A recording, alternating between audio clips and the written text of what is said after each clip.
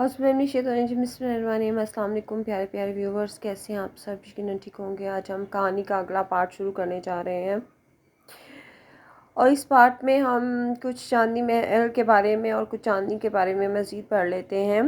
बरसात की ज़ोरदार बारिश ने पूरे इलाके को जलथल कर दिया था और इस बारिश में चांदनी महल की तमाम लड़कियां सहन में नहा रही थीं। कुछ एक दूसरे पर पानी फेंक रही थीं और कुछ बारिश के पानी में बैठकर खुशी भरे गीत गा रही थीं।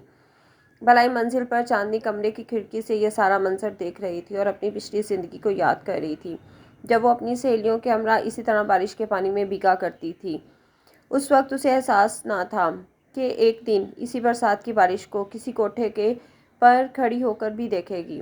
गुजरते वक्त की यादें उसे इस बात का एहसास दिला रही थीं कि वो इतनी कदरों कीमत वाली नहीं थी कि ब्याह कर किसी के घर चली जाती। बहुत बेकदर थी वो, जिसे हर एरा गैरा इस्तेमाल कर सकता था। वो किसी के नज़दीक अहम नहीं थी। शायद इस दुनिया में कोई उसके लिए बना ही नहीं था। इसीलिए तो अहमद उससे बिछड़ गया। मंगनी के बावजूद वो उसका ना हो सका, रिश्तेदारी होने के बावजूद वो उसका ना हो सका और उससे बिछड़ गया। तकदीर ने कितना घिनौना मजाक किया था उसके साथ। वो शख्स जिसे हासिल करने के लिए उसे किसी कोशिश की ज़रूरत नहीं थी, वो शख्स अब उससे इतना दूर हो चुका था जिसे हासिल करना मुश्किल ही नहीं बल्कि अब नामुमकिन हो चुका था। चांदनी, क्या बात है? ऐसे क्यों खड़ी हो? क्या सोच रही हो? छमिया बाई ना जाने किस लम्हे कमरे में आई थी कि चांदनी को उसके आने का एहसास ही ना हो सका। एकदम छमिया भाई के इस तरह पूछने पर चांदनी चौंक गई थी। उसने मुड़कर छमिया भाई को देखा, जो इस वक्त कमरे में आकर उसके बेड पर बैठ चुकी थी। खिड़की से आने वाली फुहार की वजह से चांदनी के लंबे घने बाल भीग गए थे। कुछ नहीं आपा, सोचना क्या है? बारिश का पानी देख रही हूँ। मुझे बारिश का पानी बहुत अच्छा लगता है। बहुत दिल चाहता है इस पानी में भीगने को, मगर अब ऐसा महसूस होता है कि शायद मुझे बारिश में भीगने की वो खुशी नहीं मिलेगी जो अपने घर में अपनी सहेलियों के बीच रहकर होती थी। अब तो बारिश का पानी भी आग के अंगारों की तरह तपिश देने लगा है मुझे। छमिया बाई ने बेड पर पड़ा तकिया अपनी कमर के नीचे रखा और वहीं टेक लगाकर लेट गई। चांदनी, अपनी असलियत से मत भागो, कुछ नहीं मिलेगा तुम्हें। मुझे देखो, इस चांदनी महल की इस कदर आदी हो गई हूँ कि यहाँ से निकलने के बारे में सोचना भी मुझे पसंद नहीं। मुझ में और आप में बहुत फ़र्क है आपा। कामदार हरे रंग की साड़ी में चांदनी का रूप बहुत खिल रहा था। गले में सोने का हार और बाजू में चूड़ियाँ। खुले हुए लंबे बाल। चांदनी को देखकर ऐसा महसूस होता था जैसे कोई परी ज़मीन पर उतर आई हो। वो आहिस्ता आहिस्ता चलते हुए छमिया बाई के करीब बेड पर बैठ गई थी। कोई फ़र्क नहीं है चांदनी, तुम इंसान हो और मैं भी इंसान हूँ। तुम भी तवाइफ हो और मैं भी तवाइफ हूँ। हाँ, अगर कोई फ़र्क है तो मेरी और तुम्हारी उम्रों का फ़र्क है, और इस उम्र के फ़र्क को ख़त्म करना नामुमकिन सी बात है। हाँ, एक फ़र्क और है। मैंने अपनी असलियत को कबूल कर लिया है, मगर तुम नहीं कर पाई। चांदनी, क्या तुम जानती हो, मेरे पास वक्त बहुत कम है। शायद मैं चंद दिनों या चंद महीनों की मेहमान हूँ इस दुनिया में। छमिया बाई की इस बात पर चांदनी को कुछ हैरानगी हुई। क्या मतलब है आपका? आपा, क्या कहना चाहती हैं आप कि आपके पास आपके वक्त क्यों वक्त कम है? चांदनी, मैं पिछले 30-35 सालों से नशे की बुरी लत में मुब्तला हूँ। अपनी अंदरूनी तलखी को ख़त्म करने के लिए शराब पीती रहती हूँ, नस्वार खाती हूँ, भांग पीना, अफ्यून खाना। ये सब बातें बड़े अरसे से मेरे लिए बहुत आम सी हो गई हैं, मगर अब मुझे इन चीज़ों के खाने से तकलीफ़ होती है। मुंह में दिन में 2 से 3 बार खून आता है। थोड़ा से चने पर ही सांस फूल जाता है। आप फिक्र ना करें, आपको कुछ नहीं होगा। चांदनी छमिया बाई की बात सुनकर कुछ परेशान हो गई थी। बात फिक्र करने की नहीं है। मुझे अपनी ज़िंदगी की कोई परवाह नहीं है। मौत तो एक दिन आनी है। मैं सिर्फ ये चाहती हूँ कि आहिस्ता आहिस्ता तुम चांदनी महल का पूरा इंतज़ाम संभालो। क्या मतलब आपा, आप कहना क्या चाहती हैं? चांदनी को छमिया बाई की बात सुनकर कुछ ताज्जुब सा हुआ। मेरे कहने का मतलब है कि अब चांदनी सिर्फ एक तुम ही हो जो इन तमाम लड़कियों में कुछ ज़्यादा समझदार हो। अगर मुझे कुछ हो गया तो चांदनी महल की सारी जिम्मेदारी तुम पर होगी। चांदनी महल का बहुत नाम हो गया है, ये सारा कमाल शायद तुम्हारे नाम का ही है, और शायद तुम्हारी वजह से ही बहुत सारे लोग अब चांदनी महल आने लगे हैं। इसे यहाँ के इंतज़ाम और रख रखाव की असल जिम्मेदार तो तुम ही हो। मैं तो यहाँ रहना ही नहीं चाहती आपा। फिर आपने ये कैसे सोच लिया कि मैं ही यहाँ का सारा इंतज़ाम संभालूंगी? आप मुझ पर यह जिम्मेदारी ना डालें। मैं इस काबिल नहीं कि इस महल का इंतज़ाम संभाल लूँ। और फिर अभी आप हैं ना, आपको कुछ नहीं होगा। नहीं चांदनी, कहते हैं कि मरने वालों को मरने से पहले ही पता चल जाता है कि अब वो इस दुनिया में नहीं रहेंगे। उनके लिए बस चंद दिन ही इस दुनिया में रह गए हैं। चांदनी, मैं जानती हूँ कि तुम बड़ी हिम्मत वाली लड़की हो, इतने मुश्किल हालात का सामना किया है तुमने। अगर तुम्हारी जगह कोई और लड़की होती तो कब की खुदकुशी करके मर गई होती। तुम बहुत अच्छी इंसान हो चांदनी, मुझे तुम पर एतमाद है। शाम के इस समय पार्वती ने गैया माँ को चारा डाल दिया। उसके बाद उसने सैन के बीच लगे तुलसी के पौधे को पानी दिया।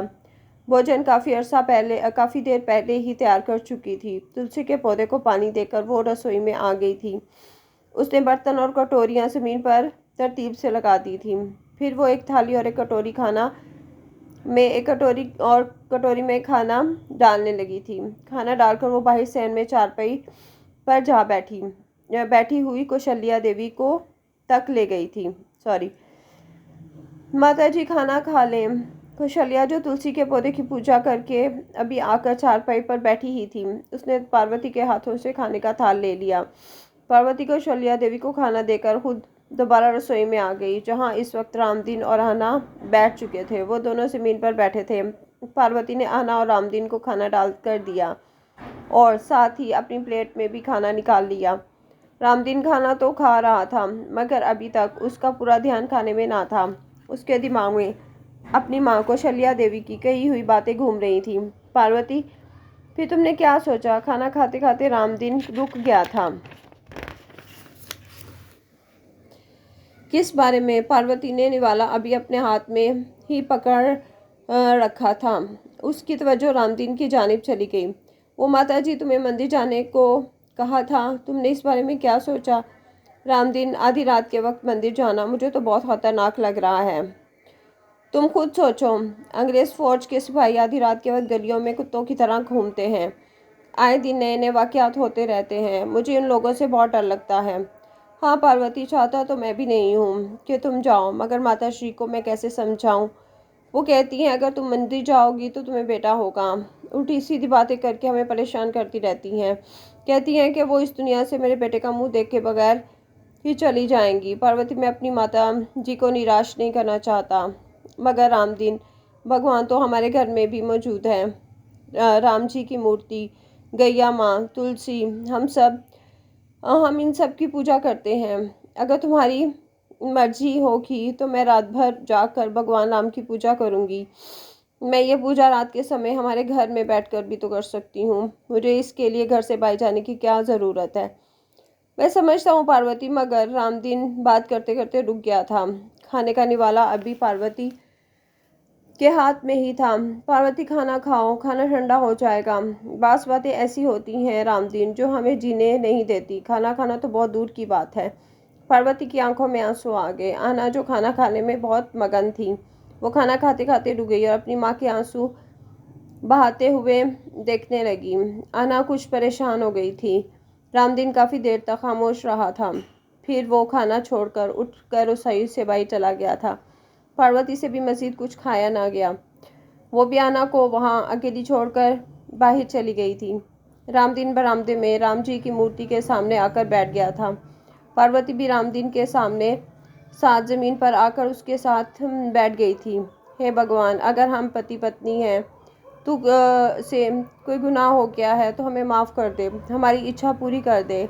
हम किसी काबिल नहीं, मगर तू तो हमारी परेशानियों को देख रहा है, तू तो सुन रहा है। हम अपनी ज़िंदगी के किस कठिन दौर से गुजर रहे हैं। तूने हमें ज़िंदगी की हर खुशी दी है, अब हमें एक प्यारा सा लाल भी दे। रामदीन भगवान राम की मूर्ति के सामने एक इस तरह से गिड़गिड़ा रहा था।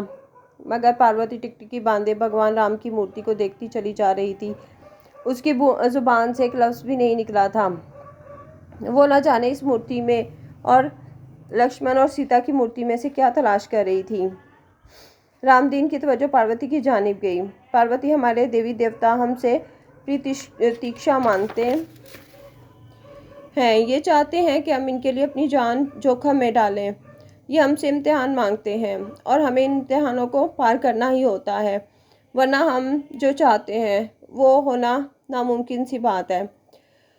रामदीन, हमारी बिटिया है ना, हमारे पास अगर भगवान ने चाहा तो हमें बेटा भी हो जाएगा। हमारी बिटिया ही क्या हमारा बेटा नहीं बन सकती? रामदीन, ऐसा नहीं हो सकता पार्वती। बेटियां पराया धन होती हैं। हमें एक दिन इनको विदा करना होता है। वंश हमेशा बेटे से ही चलाते हैं। तो तू क्या चाहती है पार्वती, कि हमारा वंश इधर ही ख़त्म हो जाए? तू क्या चाहती है पार्वती, कि हमारे ख़ानदान का नामो निशान इधर ही ख़त्म हो जाए? तू खुद सोच कि हम पहले हमारे पिता को ये खुशी नसीब ना हो सकी और अब हमारी माँ। अगर मैं अपनी माता की अच्छी इच्छा पूरी ना कर सका तो मैं अपने आप को कभी माफ़ ना कर पाऊँगा। पार्वती को रामदीन का जवाब मिल गया था। उसके पास रामदीन की बात को मानने के अलावा कोई चारा ना था। उससे इस घर में रहना था और वो सिर्फ इसी सूरत में मुमकिन था कि अगर वो कौशल्या देवी और रामदीन का हुक्म बजा लाए। ठीक है रामदीन, मैं कल रात से मंदिर जाया करूँगी, पूजा करने जाया करूँगी। यार 10 दिन हैं, भगवान करे हमारी इच्छा पूरी हो जाए। मगर मैं अन्ना को साथ लेकर जाया करूँगी। अन्ना मेरी बच्ची, ना तो वो मेरे बिना रह सकती है और ना ही मैं उसके बिना रह सकती हूँ। अन्ना मेरे साथ ही होती साथ नहीं होती तो मुझे बहुत अधूरा सा महसूस होता है। मगर इतनी रात को तुम अन्ना को कहाँ ख्वार करोगी? वो आधी रात को अपनी नींद से जागा करेगी। क्यों, मैं नहीं जागा करूँगी क्या? वो मेरी बच्ची है, मेरे साथ ही रहेगी। हम अन्ना को कभी भी खुद से अलग नहीं होने देंगे। मगर इतनी रात को अन्ना को क्यों तुम साथ ले जाओगी? हालात ठीक नहीं है। अन्ना का एहसास है रामदीन तुझे, मगर मेरा एहसास नहीं है। अगर वो एक बच्ची है तो मैं भी एक औरत हूँ। उसमें और तुझ में बहुत फ़र्क है पार्वती। वो छोटी बच्ची है और तुम एक समझदार औरत हो, अपना ख्याल रख सकती हो। रामदीन, बड़ी अजीब बात कही है तुमने। अगर मैं अपना ख्याल रख सकती हूँ तो अपनी बच्ची का ख्याल भी मैं अपनी जान से ज़्यादा रख सकती हूँ।